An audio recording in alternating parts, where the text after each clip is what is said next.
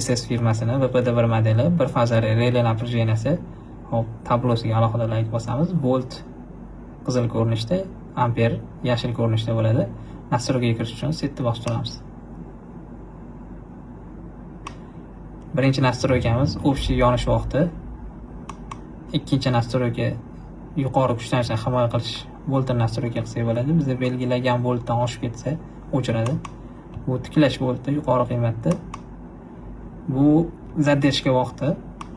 Bu uzish tezligi. Keyingisi pastki, ya'ni tushib ketish volti 170 dan tushib ketsa tarmoqdan uzadi. Bu tiklash volti. Zadержка vaqti va uzish tezligi.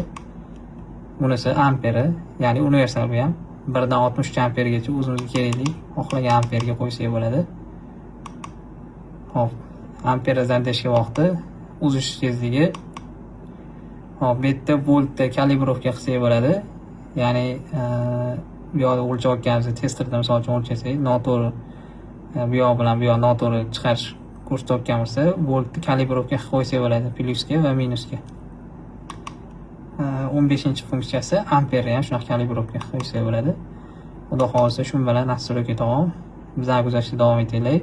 Keyingi videolarimiz sizlarga manfaatli bo'ladi, xudo xolisa.